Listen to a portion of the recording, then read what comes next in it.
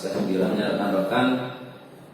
Hari ini saya ganggu waktunya, entah ini sudah ke berapa kalinya yang saya ganggu terkait dengan implementasi dari aksi nyata di calon guru penggerak Angkatan 5 Kabupaten Lamongan yang pada saat pagi ini saya harus kebagian sampul untuk mempraktekkan mempresentasikan terkait dengan aksi nyata nanti.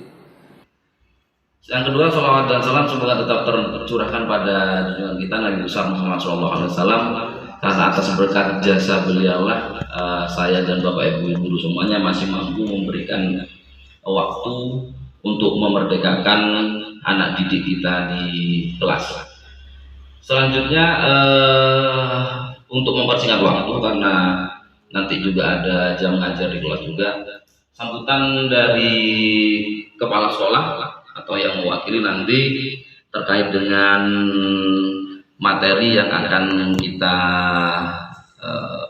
pelajari bersama, yang mana materinya nanti ini kita terkait dengan aksi nyata, yaitu ada dua, langsung saya jadikan satu. Yang pertama pemimpin dalam pengelolaan sumber daya, dan yang kedua adalah pengelolaan program yang berdampak positif pada murid. Jadi biar sekaligus ini kita sebagai sharing dengan wali kelas dan lain-lain, dan rekan-rekan yang lain termasuk guru BK juga. Waktu dan tempat secara berurutan saya pasrahkan pada Bapak Kepala Sekolah untuk memberikan sekapuskin atau sepatah kata untuk program yang akan saya insya Allah jalankan di sekolah ini. Waktu dan tempat di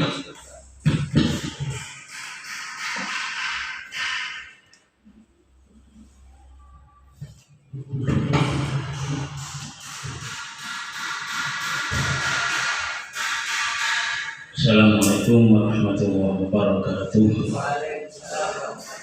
Bismillahirrahmanirrahim. Wassalatu wassalamu ala Rasulillah wa ala alihi wa sahbihi wa mawala. La haula wa la quwwata illa billah. Amma ba'du. Teman-teman, Bapak Ibu yang guru, wali kelas, BK, khusus Pak Habib, ini guru Merdeka, ya, pelajaran Merdeka di Sumber Kesehatan. Untuk siang hari ini langsung saja untuk yang pertama mewakili dari Bapak Kepala Sekolah. Mohon maaf beliau tidak bisa hadir, tidak bisa mengikuti kegiatan ini. Yang kedua, untuk kegiatan pada siang hari ini ada nanti akan dilaksanakan oleh Pak Habib sebagai guru penggerak untuk bersama-sama dengan Bapak Ibu wali kelas, Ibu BK dan Ibu guru yang lain untuk bareng-bareng untuk membahas terkait program dari Bapak Habib terkait memimpin pembelajaran dan mengelola sumber daya yang ada di SMK ini, kemudian digabung dengan pengelolaan program yang berdampak positif yang ada di sekolah.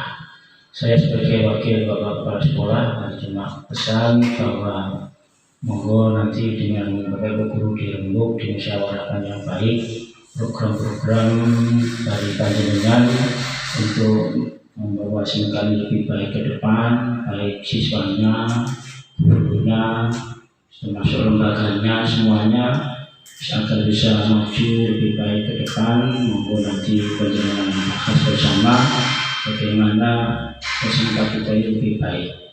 Nanti bersama-sama dirembuk terkait itu. Yang kedua, mungkin dari sekolah mohon maaf tidak bisa memberi fasilitas yang maksimal dalam kegiatan ini. Juga dari Bapak-Bapak sekolah menyampaikan maaf kepada panjenengan semua, terutama Bapak Habib, karena tidak bisa memberi fasilitas yang maksimal. Itu mungkin yang saya sampaikan atas nama Kepala Sekolah. Sekali lagi terima kasih semuanya Bapak Ibu guru yang telah meluangkan waktunya, pikiran dan semuanya untuk bersama-sama bermusyawarah dan untuk menggali lebih dalam atau menggali lebih jauh terkait program-program yang ada di SMK ini, yang selanjutnya akan bisa membawa SMK ini lebih baik dan lebih maju lagi. Amin. Terima kasih. Assalamualaikum warahmatullahi wabarakatuh. Terima kasih atas pelayanan atau sambutan dari Bapak Kepala Sekolah atau yang mewakili, yang diwakili oleh Bapak Andi. Langsung saja rekan-rekan ya, karena memang waktunya tidak begitu lama. Jadi hari ini saya ke bagian untuk menjelaskan tentang pemimpin pembelajaran dalam pengelolaan sumber daya dan implementasinya di sekolah. Di sekolah sebagai ekosistem yang baik itu ada semacam simbiosis mutualisme atau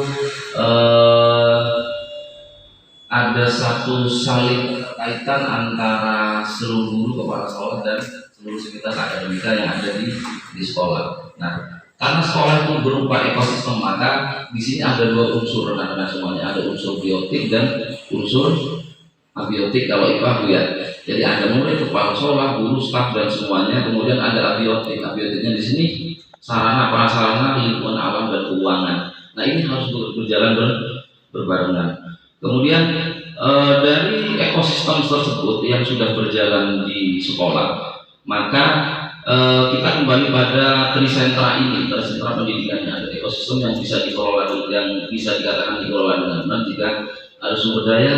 Kemudian di situ ada kualitas pendidikan yang meningkat. Jadi sumber dayanya di situ termasuk kita, termasuk pembiayaan juga, dan ada lingkungan juga. Nah ini yang sering kita lupa. Kita selalu pendekatan yang digunakan untuk mengelola sumber daya itu kita lebih seringnya ke pendekatan berbasis kekurangan. Sekolah rata-rata sama, yang dicari kekurangannya, yang jadi pertimbangan kekurangan, jadi gak jalan-jalan. Nah, bagaimana ke depan kita melakukan pendekatan berbasis kekuatan? Jadi kita punya aturan di sini Pak Mujib ya, punya apa? Punya embel, punya kesehatan, punya Dudi juga yang terkait dengan kesehatan. Nah, disitulah kita melangkah. Ada Pak Agus di sini, ada Bu Erwin di sini. Artinya disitulah kita melangkah sebagai aset kita, memperkenalkan pada siswa dan pada masyarakat sekitar. Nah, jadi tidak boleh lagi kita berbicara masalah minusnya. Tapi kita berangkat dari kekuatan aset kita yang ada di dalam. Nah, kita punya komunitas di sini, komunitas berbasis aset ya. Jadi kita kembangkan lewat sama saya seperti dengan Pak Guru kemarin, ada komunitas praktisi yang berjalan sesuai dengan ini, berkolaborasi di kelas. Itu juga masuk pada ketika kita berkolaborasi dengan yang lain. Nah, seperti inilah rekan-rekan semuanya pemimpin dalam pengelolaan sumber daya. Jadi apa yang ada di sekitar kita menjadi aset berharga dan bermanfaat untuk menunjang kegiatan pembelajaran. Apapun itu kita harus pandang itu semuanya adalah positif. Tidak boleh semua negatif ya. Intinya seperti itu. Nah, dari aset tersebut saya petakan di sini ada 7 rekan-rekan. Ada modal manusia seperti yang saya jelaskan tadi, ada kepala sekolah, ada murid, ada komite, ada dinas pendidikan dengan cabang dinasnya, kemudian ada modal sosial juga. Nah, modal sosial nanti ini ada modal fisik, modal politik, modal lingkungan, modal agama budaya. Kemudian di sini ada modal finansial. Tadi saya sempat diskusi dengan Pak Gus sedikit. Nah, di sini hubungan antara pengelolaan sumber daya di mana sih letak hubungannya? Nah, di sini saya jabarkan bahwa sekolah di sini merupakan pusat interaksi yang saya sebut tadi. Di situ ada biotik dan abiotik, yang mana antara kepala sekolah dan semua guru yang ada di sini, semua komponen termasuk wali murid itu saling keterkaitan, saling berhubungan. Ya.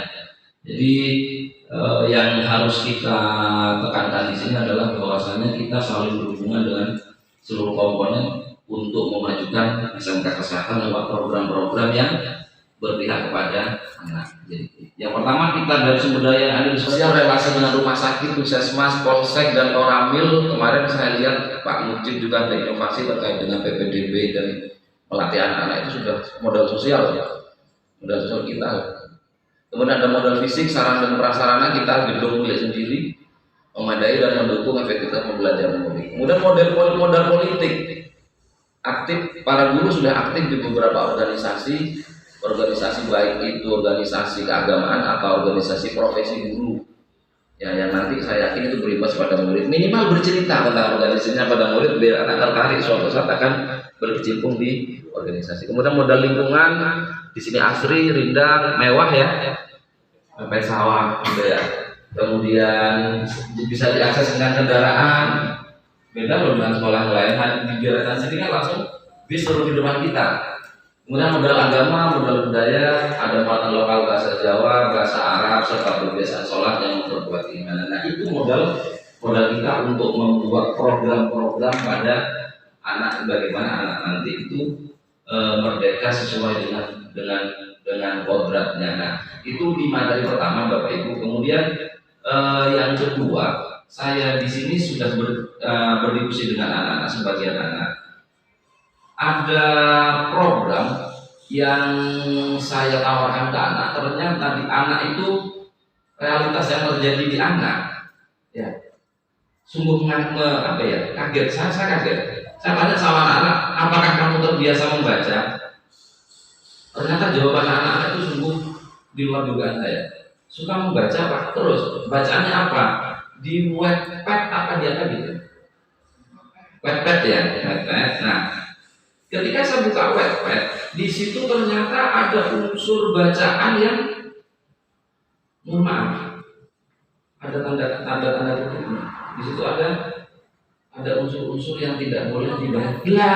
Tidak boleh dibaca oleh anak. Ada bahasa-bahasa gitu ya. Iya, itu Pak Agus, saya kaget loh. Oh ini baca ada ya. Akhirnya kita diskusi dengan beberapa di kelas ini, kelas tertentu. Saya penasaran kok buka, ternyata mohon maaf ya, nggak terlalu vulgar lah, terlalu vulgar. Gitu ya. Saya pernah baca sekilas dari anak-anak ternyata itu berlangganan Pak. Oh anak-anak berlangganan ya? Iya, jadi kan Wattpad itu isinya kan kalau berapa seri terus habis Pak, jadi anak-anak harus beli. Ya itu berlangganan lagi. Novelnya memang ya Itu dewasa gitu. mengalami dewasa. Sekarang novel dewasa. Bagus pernah baca berita Pak? Yang mengkhawatirkan anak-anak bisa membayar. Iya.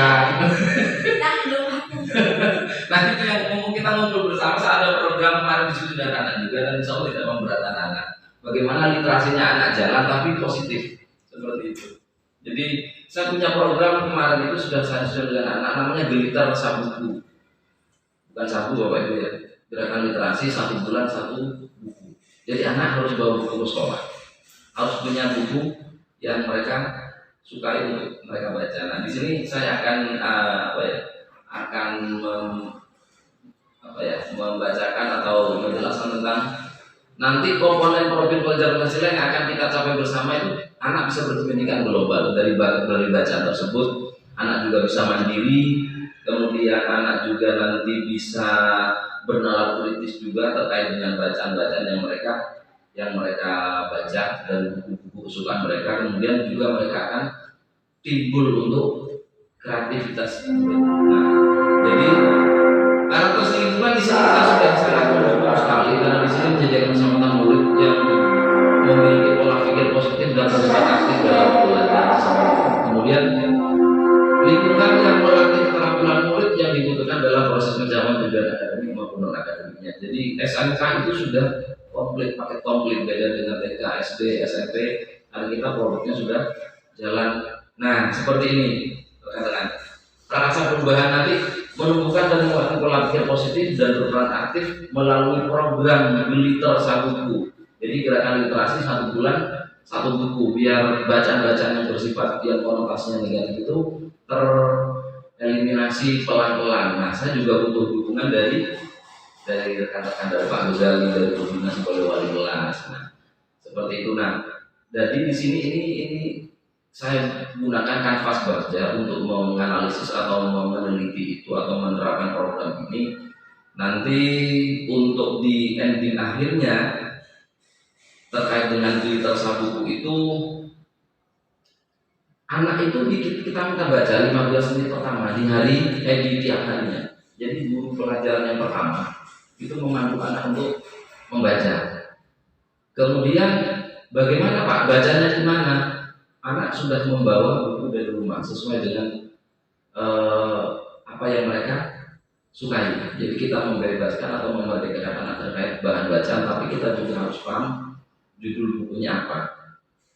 Jadi 15 menit pertama nanti kita guru yang di jam pertama nanti menjelaskan apa ya, memandu anak untuk membaca. Dan saya tadi lihat di kelas ini Pak, atas kelas 11 berapa itu ya?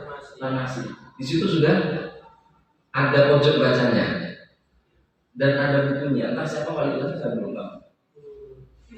Bu Devi ya. Dan di situ saya lihat, wah ternyata di kelas yang kelas di lantai atas ternyata sudah jalan pojok bacanya. Kalau belakangnya, anak-anak baca sudah. Nah, pengen saya begitu Pak Gus. Jadi anak itu di 15 pertama baca, entah di bangkunya atau lain-lain, atau nanti di dekat istirahat. Intinya 1 bulan anak itu harus bisa 1 buku. Dan bagaimana mengukurnya? Tiap 2 minggu sekali atau di akhir bulan itu nanti anak membuat entah portofolio, entah poster, entah mind mapping terkait buku yang mereka sudah baca. Ada resumenya nanti bisa mungkin terkait dengan budina di proyeknya ya, di proyek P5-nya ya. Jadi tidak harus di kelas 10-an budina ya. Soalnya kelas 12 sekarang kan sudah sebentar lagi ada. Otomatis program ini nanti untuk yang 11 ya, 10, 11, 12 yang baru nanti. Ini kan sudah mau habis ya, 12 ya. Nah, seperti itu. Jadi tentang Glitter Sabuku, dan ini saya sudah kirim ke kementerian.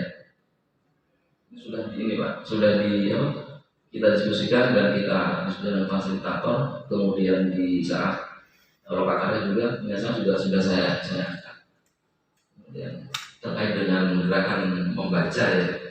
Ini nanti kemungkinan nyambung dengan mungkin Pak Mujib dulu itu punya program literasi keagamaan Pak ya. Tapi enggak ini ya, enggak maksimal ya. Iya, pagi itu ya. Yang musim Covid ya. Nah, pas ada Covid semua program mandek ya. Nah, di sanalah nanti kita akan gabungkan mungkin di 15 menit awal, semoga kita bisa istiqomah. Semoga kita juga bisa mampu mengawal sampai benar-benar jalan. Karena memang letak tantangannya di sana. Program buat program bisa, tapi mengawalnya. Nah, butuh bantuan wali kelas juga. Nah, nanti anak-anak saya kita buat jadi satgas Bapak Ibu ya. Satgas Glitter ya, satgas gerakan literasi. Jadi tiap hari anak-anak itu piket bagaimana mungkin menurut Jenderal. Jadi anak-anak tiap hari itu piketnya gantian untuk mendampingi Bapak Ibu guru di jam pertama. Jadi ada perwakilan tiap kelas, namanya Satgas Glitter nanti. Karena saya yakin bahwa tingkat literasinya anak itu rendah sekali. Termasuk kita, termasuk saya. Karena sesuai dengan apa yang dikatakan UNESCO, kita itu posisinya 60 dari 61 negara dengan tingkat literasi terendah. Nah, itu program kita ke depan. Setelah anak-anak kembali dari magang bisa kita lanjutkan kembali, kita bisa ini. Nah, beberapa programnya di sini kita bisa menciptakan lingkungan yang yang bisa membuat murid terbiasa untuk membaca, baik itu Al-Quran atau buku-buku bacaan yang mereka sukai.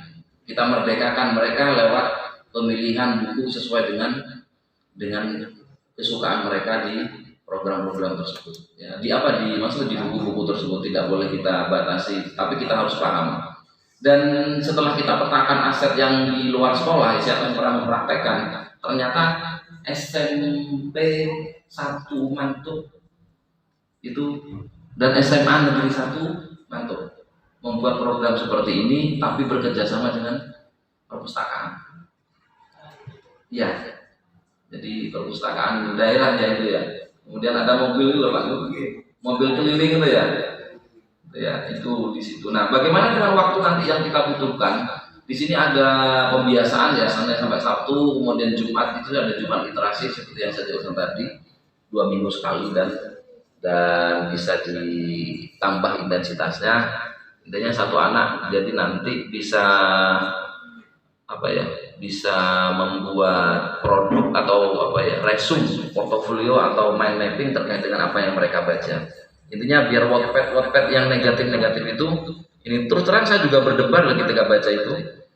Soalnya memang iya deg-deg ya, soalnya apa ya, kita sudah dewasa saja seperti itu, apalagi yang apa yang anak-anak ya, anak-anak SMA ya. Saya kaget ketika ditanya mungkin kelasnya siapa ya, kelasnya Salma, mungkin Salma ya yang saya tanya 12 askep ya. Iya, saya tanya di bawah. Bacanya seperti itu, wah menyeramkan sekali bacanya Bu Dina. Kita kalah loh Bu Dina. Itu berawal dari kita Pak, ada di apa kayak semacam TikTok. Oh gitu ya. Link, buka link ini, nah akhirnya membaca satu buku terus habis. Penasaran gitu ya. Karena bersambung ngoten Pak. Oh. Jadi Rasa penasarannya muncul ya. iya Wattpad itu.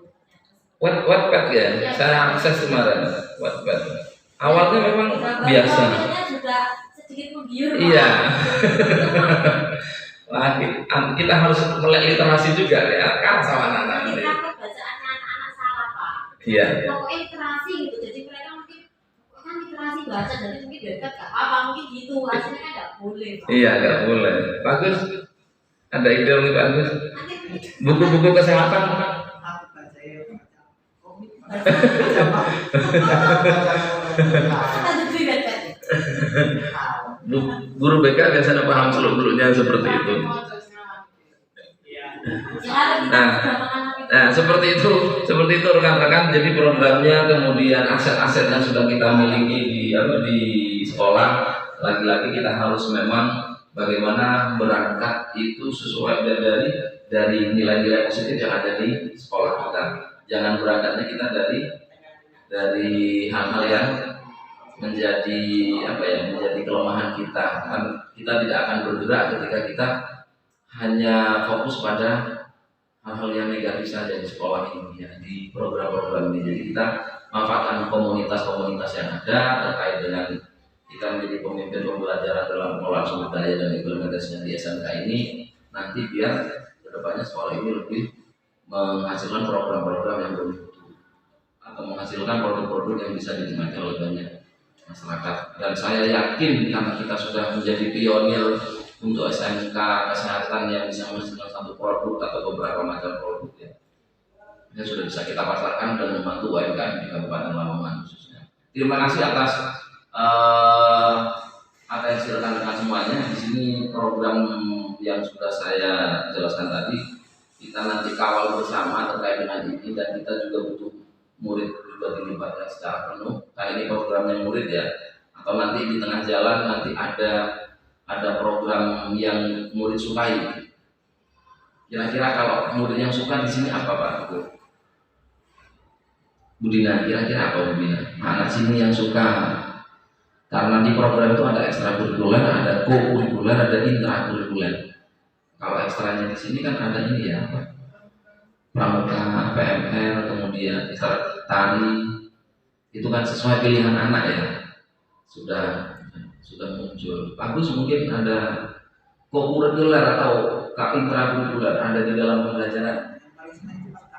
Pas praktek ya. Oh berarti ini ya, berarti co-kurikuler ya, sudah masuk pada teori kayak di praktek ini. iya di apa?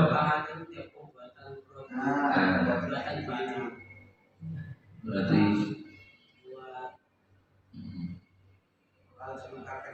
senang ya, sama berarti. Cuma kan SDM-nya untuk sekolah yang lain kan juga gak sama dengan kita ya. Kita kan punya guru yang benar-benar kompeten di bidangnya. Nah, nanti mungkin program-program tersebut bisa disebutkan di co-kurikulernya ya Pak, di intrakurikulernya kegiatan di dalam. Kalau untuk ekstra, karena di sini sudah jalan semuanya, intinya di situ kita tinggal apa ya, mungkin ada ekstra yang lain sesuai dengan pembinanya, tapi nanti kita kembali pada aset atau modal finansial kita. Ya, karena nanti berkaitan dengan bagian juga dengan BPOPP-nya dan dengan apa, dana komite, dana pos, dan apa tadi Pak? Iuran komite ya. Nah nanti di situ ya. Terima kasih rekan-rekan semuanya atas waktunya di waktu yang singkat ini, semoga bermanfaat terkait dengan bagaimana kita mengelola aset atau memanfaatkan aset dan bagaimana kita membangun atau melakukan satu program itu beranjak atau berawal dari nilai-nilai positif yang sudah ada di sekolah kita di SMK Kesehatan Hulu Mahkota. Dan ini sudah saya prakteknya, sudah saya presentasikan di Lokakarya kemarin terkait dengan beli tersabuku sebagai bentuk dari dari bentuk literasi membantu literasi anak atau kita semuanya bagaimana kita melek terkait dengan informasi-informasi yang ada dalam buku. Nah, selanjutnya mari kita tutup program ini di hari ini terkait dengan aksi nyata pagi hari ini dengan bacaan alhamdulillah. Semoga ini bermanfaat, semoga ini bisa menjadi jalan untuk memerdekakan anak-anak kita. Terima kasih. Assalamualaikum warahmatullahi wabarakatuh. Waalaikumsalam.